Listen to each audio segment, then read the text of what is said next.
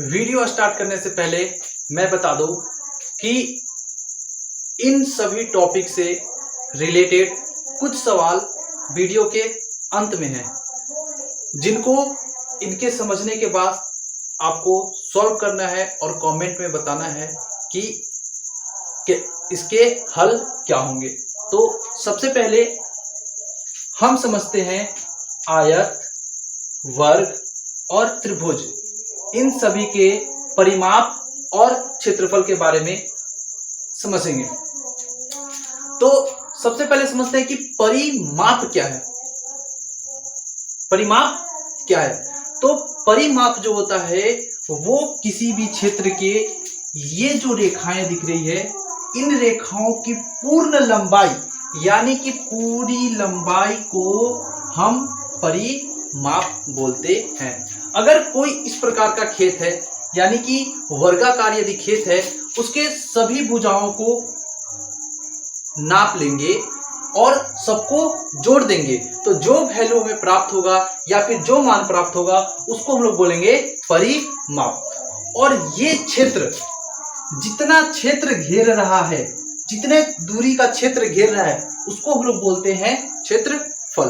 तो सबसे पहले हम आयत की बात करते हैं कि आयत का परिमाप क्या होता है और आयत का क्षेत्रफल क्या होता है। जैसे कि अभी मैंने तुरंत बताया कि परिमाप का मतलब होता है सभी भुजाओं का योग। तो अगर हम इनके सभी भुजाओं का योग करते हैं तो क्या निकल के आता है, चलिए इसको हम लोग समझते हैं।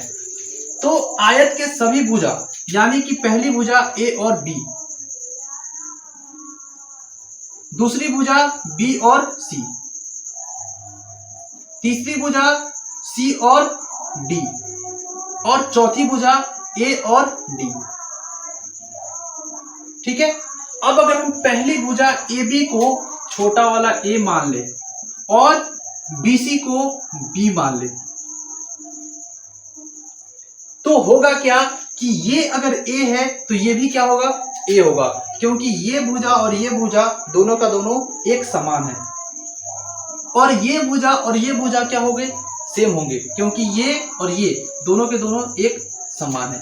तो अब हमें यहां पर अगर हम इस चीज को देखते हुए इसको सॉल्व करने का प्रयास करते हैं तो यहां क्या होगा, ए बी का वैल्यू ए, बी सी का वैल्यू बी, सी डी का वैल्यू ए डी का वैल्यू बी।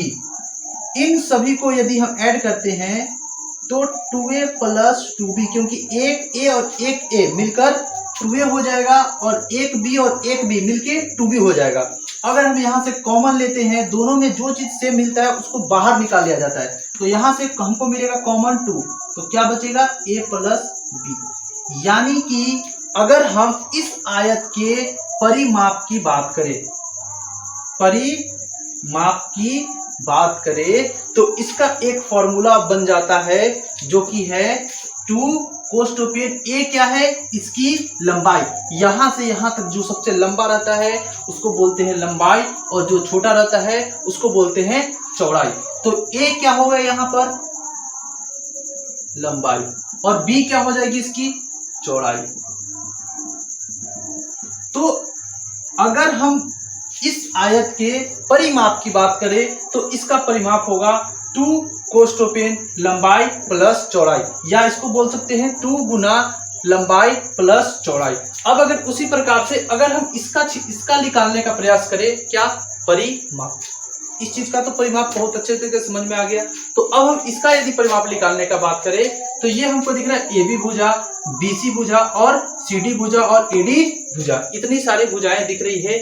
वर्ग के बारे में सबसे पहले बता दूं तो वर्ग एक ऐसी आकृति है जिसके सभी भुजाएं आपस में एकदम समान होती है और इसके सभी कोण 90 डिग्री के होते हैं। इन कोणों की बात की जाए तो ये कोण जो होते हैं इसके वो 90 डिग्री के होते हैं।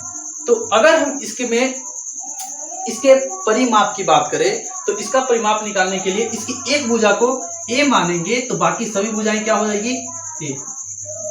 इसकी एक भुजा को ए मानेंगे तो इसके सभी भुजाएं क्या हो जाएगी, ए। अब इन सभी भुजाओं को अगर जोड़ते हैं, यानी कि हम बात कर रहे हैं परिमाप की, तो सभी भुजाओं को ऐड करते हैं तो a plus A plus A plus A, total 4 भुजा।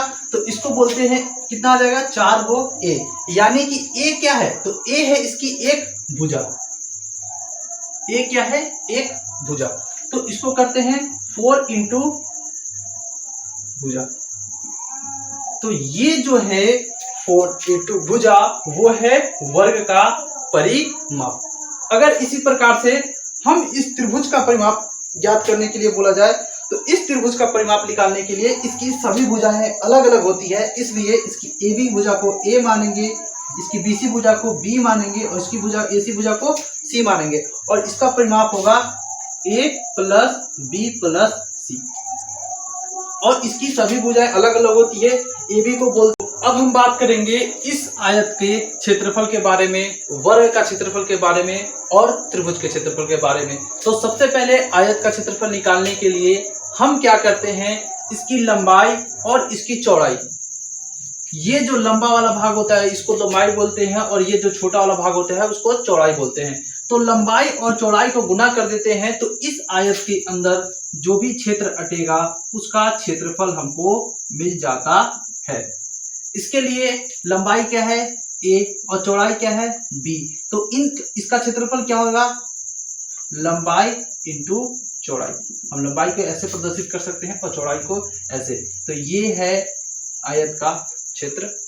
सेम उसी प्रकार से अगर हम वर्ग का क्षेत्रफल की बात करें, तो इसकी भी 2 भुजाओं को आपस में हम गुना कर देंगे, यानी कि a गुना a is equal to a का स्क्वायर। अब अगर हम इसको बात की जाए, a क्या था हमारा, तो a था भुजा, भुजा का होल स्क्वायर। a गुना a, अगर 2 को एक जैसी संख्या है उसको गुना करने पर उसका स्क्वायर हो जाता है, यानी कि उस पर एक पावर चढ़ जाता है। इसको हो गया a into a is equal to भुजा का होल स्क्वायर। ये हो गया इस वर्ग का क्षेत्रफल निकालने का एक सूत्र।